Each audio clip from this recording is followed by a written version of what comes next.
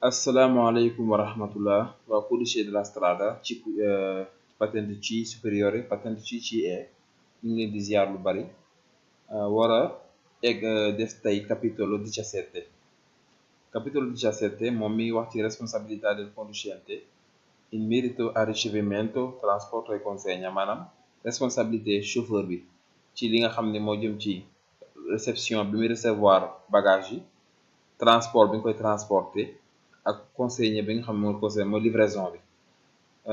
delle merci ci marchandise bi nel rispetto delle condizioni concordate ci respecté li nga xam ne moom la waxante ak ñi ko jox chauffeur bi bu jëlee bagage bu nga ko recevoir transporter ko ak bu nga koy joxee ci fi nga xam ne la ko war a yóbbu responsabilité yi nga xam ne moom moo aju ci kawam ci lay bëgg a wax nii comme ni nga koy faral di defee rek tontu demande vero yi rek incha allah. Domanda bu njëkk bi day wax ni il conducente chauffeur bi per dimostrare di essere alle dipendenze di una impresa di autotrasporto pour wane ni moom dafay liggéeyal alle dipendenze mooy day liggéeyal ab impresa ab dita boo xamante ni autotrasporto la ñuy def maanaam mbirum transport mooy seen liggéey di cose di transporter ay bagage per conto di terzi xamee ngeen conto di terzi conto proprio bu fekkee moom daa bëgg a wane buñ ko arrêté woon tey di ko laaj yow looy liggéey bu bëgg a wane ni man ab dita buy def autotrasporto per conto di terzi ci laay liggéeyee durante la guida jamono ji muy dawal deve avere con sé copia dell'ultima busta paga mu ne daa war a am yore ci poche wala ak moom wala daa war a yóbbaale buy voyager ultima busta paga dernier busta paga bi nga xam ne moom lañ koy jox busta paga mooy fiche de paye boobu bi ñu la fayee kayit bi ñu lay jox pour wane ni fay nañ la. Nel caso in cui il conducente di un autocarro circoli con un sovraccarico eccedente il 10% bu fekkente ni chauffeur bi dawal autocarro dafay circuler ak benn sovraccarico maanaam surcharge maanaam camion bi da ko sëf loo xam ne ëpp na te lim eccedenza bi maanaam lim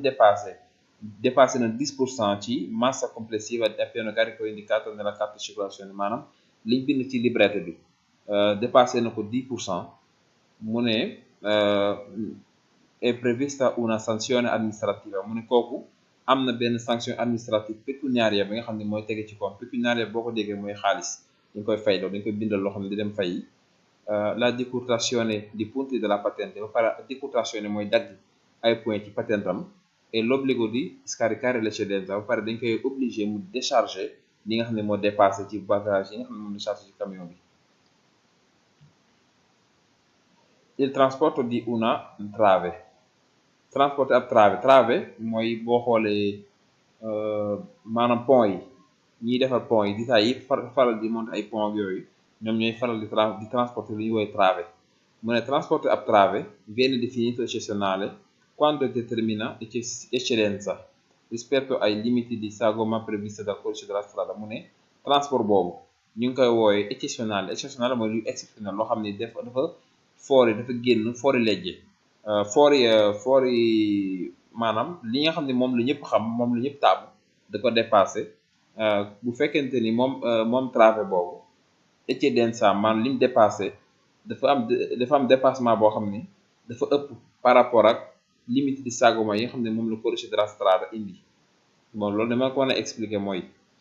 véhicule boo gis am na li ñuy wooye limite di sagoma loo xam ne waru ko dépassé ci yaatuwaay ak ci guddaay léegi nag li ngay transporter bu fekkee dafa dépassé loolu nag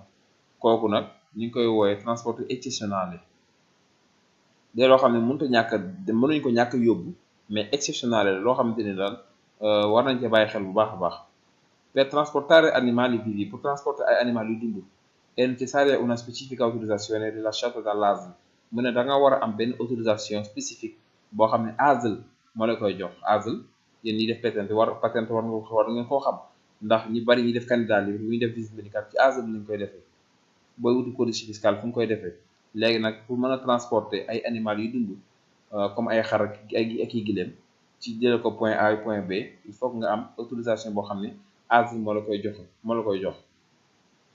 nel trasporto di talune derrate surgelate pour transporter yenn derrate yenn aliment yoo xam ne dafa surgelé dafa glace day congelé bu ëpp et congélato wala bu congelé kon fourgone ATP ak fourgone boo xam ne ATP la fourgon boo xam ne ATP la mu ne durante alcune operazioni di breve durata jamono joo xamante ni opération bi ngay def maanaam du yàgg, breve durata du yàgg, è ammesso un innalzamento della temperatura della superficie sulla superficie del prodotto in una parte del carico di almeno al massimo 3 gradi centigradi. mu ne may nañ la nga alzare, nga yëkkati température superficie bi nga xam ne mooy benn partie produit bi man ko alzare a maximum 3 degré Celsius. Dopo una brusca frenata, ginnaaw boo defee freinage bu brusque, è buona norma verificare posizione e corretto ancoraggio del carico. mu ne day baax nga vérifier li nga tegoon bagage yi ngay systémare yoon ndax position bi mu jëloon changé wul, ndax amul problème def ndax yàquwul daanuwul wala def yooyu yëpp nga ko war a bàyyi xel. boo daan dawal bu yàgg jékki-jékki freine brusque rek war ngaa wàcc gaare oto bi xool ci ginnaaw ndax dara yàquwul. Sui veicoli che contengono rifiuti pericolosi, véhicules yi nga xam ne dañuy transporter mbalit poubelle boo xam ne rifiuti mooy saleté mbalit moo xam ne dafa pericolose loo xam ne mën naa lor ni deve essere apposta un'etichetta inamovabile. mu ne dañ fa war a taf benn étiquette boo xam ne kenn du su ko mën a dindi a fondo giallo boo xamante ni fond bi dafay jaune, recante la lettera R te ñu bind ci lettre R stampata in colore nero, pare lettre R bi noir lañ ko war a bind mi noir la war a doon, fond bi nekk jaune. Per il trasporto di merci pericolose devono essere utilizzati veicoli idonei allo specifico uso. mu ne bu transporter marchandise pericoloso da nga war a utiliser véhicule boo xamante ne dafay idoneo maanaam dafay dëppoo li nga xam ne moom nga bëgg a def. Qualora il trasporto sia effettuato in cisterna, bu fekkente ne transport bi ci citerne nga koy defee, la stessa deve essere conforme alle prescrizioni delle norme ADR. mu ne da nga war a respecter li nga xam ne moom la norme ADR wax. ADR jàng ngeen ko. La sigla ATP, sigla mooy tënk bi nga xam ne mooy tënk ATP, si riferisce all'accordo internazionale per il trasporto di derrate deperibili. mu ne ATP mooy accord international pour transporter ay denrées derrate mooy denrée deperibili yoo xam ne mën naa périmer, mën naa yàqu.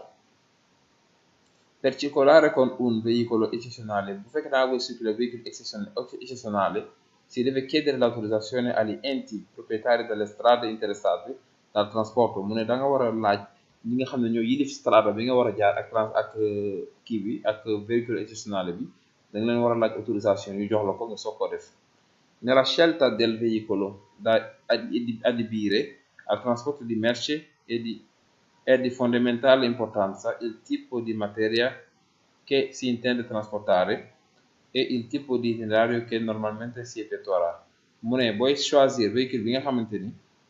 moom nga war a defee transporter bagage yi, day baax loolu nga xam ban genre matériel nga war a transporter ak fan nga war a jaar. loolu lépp dañ ko war a xam ba pare mu leer ci sa bopp nga soog koo commencer. È particolarmente indicato l'utilizzo di autoarticolati per il trasporto di merci. mu ne dafa baax nga utiliser autoarticolati pour transporter ai bagage quando le operazioni di carico e scarico sono lunghe ed è conveniente sganciare il semicrimorchio per effettuarle. bu fekkente ni opération carica e scarica dafay gudd ba pare pour nga def ko da nga war a débrancher, da nga war a détacher semicrimorchio bi. mu ne day baax nga utiliser autoarticolati wala autoarticolati pour trasporto di merci. Al trasportatore di merci pericolose ADR, pour ki nga xam ne mooy transporter bagage bu pericolose ADR, deve essere fornita la scheda di istruzioni scritte da parte dello speditore. mu ne ki nga xam ne moo koy jox affaire pour yóbbu ko muy speditore bi, mu ne kooku da ko war a jox benn scheda, benn liste, benn carte boo xam ne dañ cey bind instruction yi mu war a jël moom chauffeur bi, maanaam ni mu war a doxalee ak bagage yi nga xam ne moom la war a transporter. Si può avere l'esonero dalla responsabilità del conducente per ritardo o non esecuzione del trasporto se lo stesso prova la sua estraneità al fatto o che non sia a lui imputabile l'evento che ha provocato l'inadempimento. mu ne chauffeur bi mën na exonérer maanaam mën nañ ko teggil responsabilité bi nga xam ni moom la am pour retard bagage bi comme tey dañ ko jox bagage moo ko yóbbu mu am retard wala non exécutionné wala mu bañ ko yóbbu sax maam benn yoon bu maanaam transport bañ koo def mën nañ ko teggil responsabilité bu fekkente ni mën naa wone démontrer ni moom doonu ci dara maanaam li tax bagage yi tardé wala li tax defu ko du culpa moom maanaam li indi problème yëpp moom yoon néew ci bu fekkee mën na ko démontrer rek kon moom du ci gàddu benn responsabilité par exemple moom chauffeur bi dañ koy jox ay bagage pour mu war ko yóbbu mais ditaa bi ko war a jox camion bi mu war a dem bu yóbbu bagage bi mettre à sa disposition oto bu baax wala mu def liggéey mu ngi jox ko loo xam ne daal mënu cee liggéey loolu bu amee moom chauffeur yoroon bu ci ne mais ñoom ñooy répondre ñoom ditaa bi.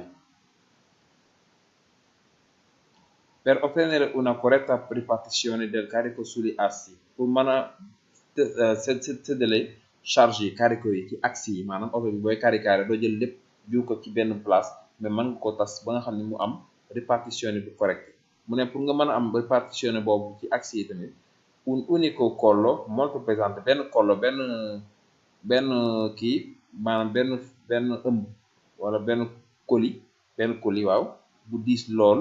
deve essere posizionato nella parte centrale del piano di carica bu fekkee da nga am benn colis bu diis lool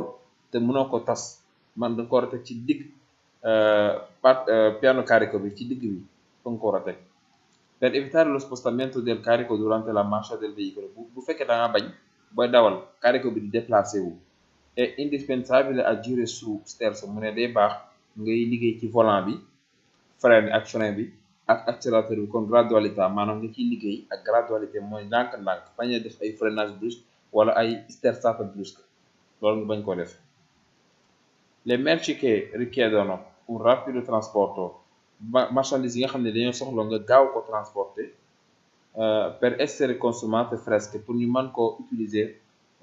fresche maanaam mu bañ a forox mu bañ a nëb attenzioni particolari per la conservazione sono classificate come deperibili maanaam marchandise yoo xam ne dañ ko war a transporter nu mu gën a gaawee pour nit ñi mën koo jariñoo balaa yàqu kooku ñu ngi koy tuddee dépéribile maanaam loo xam ne day gaaw a yàqu comme par exemple ay jën ak yu mel noonu à latte fresque yoo xam ne boo gaawul rek mën na yàqu ba kenn du ko mën a utiliser un carico di sabbia booy charge suuf su un autocarro ci autocarro mu ne loolu va protetto con un tello mu ne da nga war am benn tello benn bâche boo xam ne moo koy protéger moo koy téye ba du sotteeku ci suuf adeguatamente fissato da nga ko war a fixé bu baax nag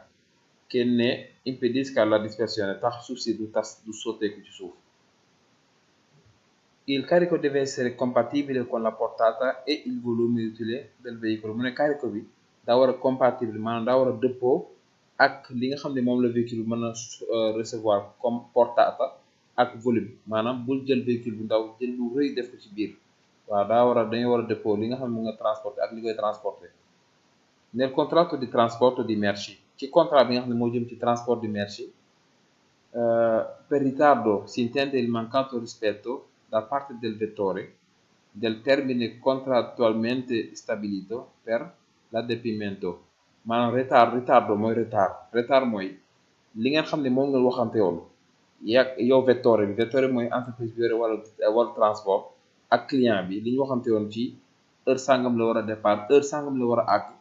bu fekkee am na lu ci soppeeku rek ritardo am na ci bu fekkee ne respecté wuñ contrat boobu rek ritardo am na ci se il destinatario è irréperibile destinatario mooy ki nga xam ne moo war a recevoir bagage su fekkee dafa irréperibile maanaam xamul fu mu nekk chauffeur bi dem na ba war ko jox mi ngi koy woo mënu ko jot ovvero si rifiuta o ritarda a chiedere la riconsegna wala mu lànk ne du wuyu mi ngi ko woowee téléphone wala mu ne wala mu tardé riconsegna pour ñu mën ko réception bi mu tardé ko delle cose trasportate il conducente deve domandare immediatamente istruzione al responsabile dell'impresa di cui è dipendente mu ne chauffeur bi moom immédiatement daa war a woo responsable bi nga xam ne moo yore waroon transport ci ditaa bi nga xam ne fa la jógee mu wax ko ni muy def nel contratto di trasporto di merci maanaam contrat bi nga xam ne moo jëm ci wàllum transport bagage ay marchandise per perdita totale boo ci déggee ci contrat bi li ñuy bind bu ñu ci bindee perdita totale boo ko déggee si intende la mancata riconsegna delle merci al destinatario mu ne mooy nga bañ a consegnare nga bañ a livrer bagage bi ki nga xam ne moom moo ko war a recevoir nel luogo di destinazione convenuto ci bërëb bi nga xam ne fa la ko war a recevoir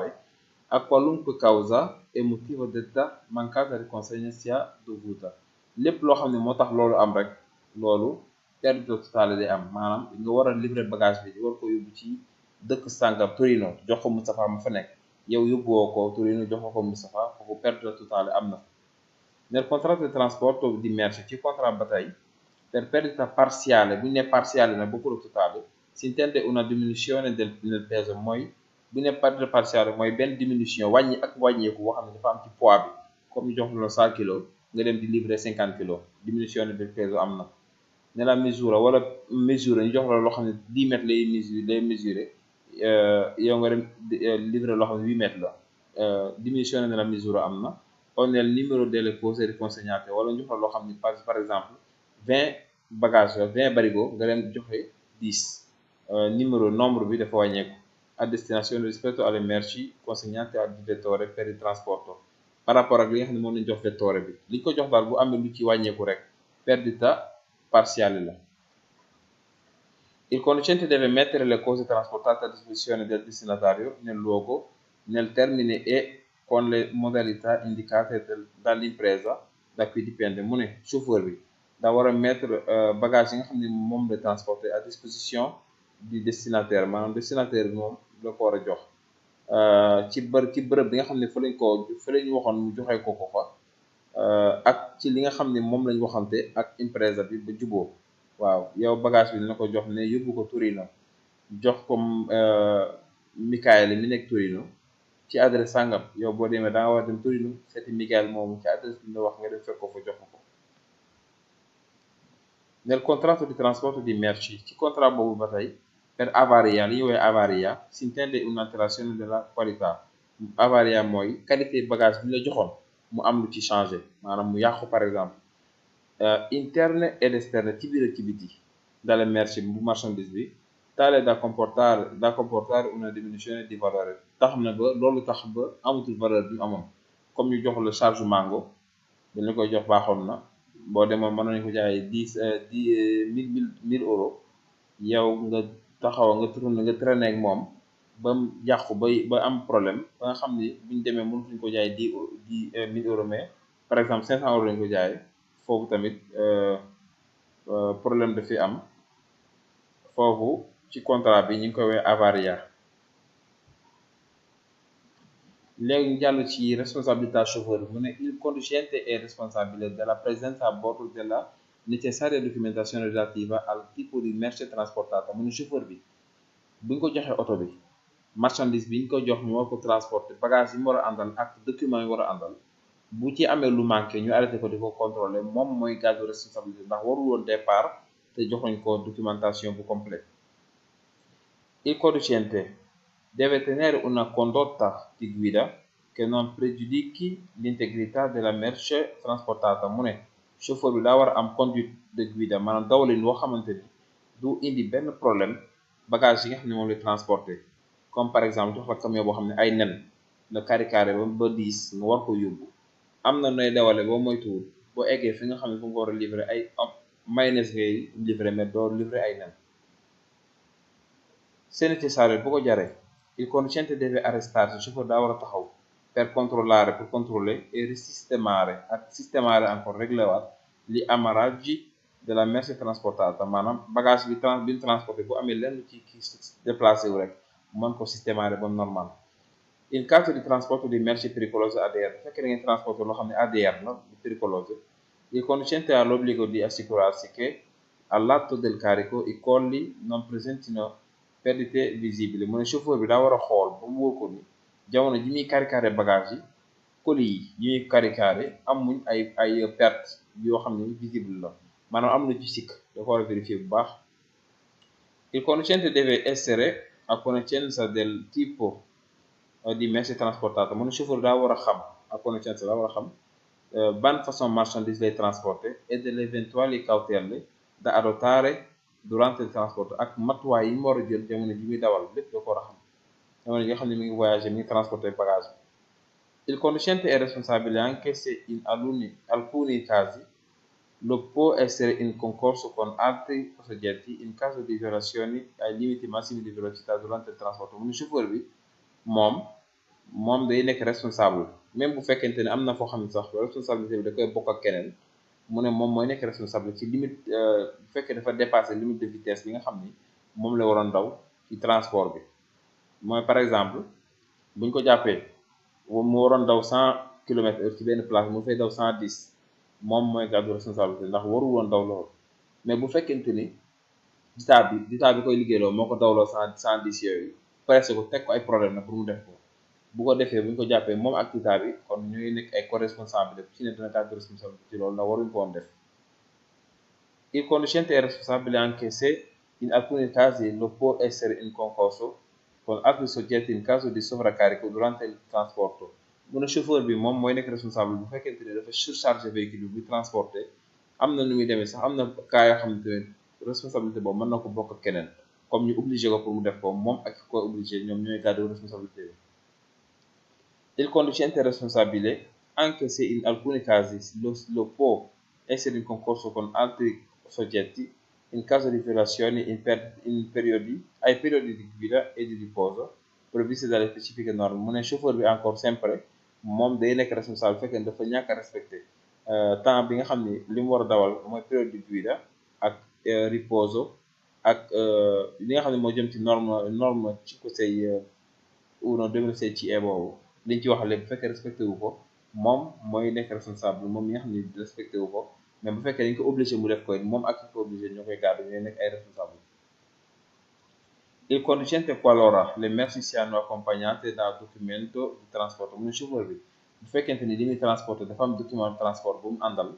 deve apporre la propria firma su tale documento prima della partenza. Mu ne daa war a signé ci kaw document boobu balaa départ daa war a signé ci kaw document boobu nga xam ne moom lañ ko jox.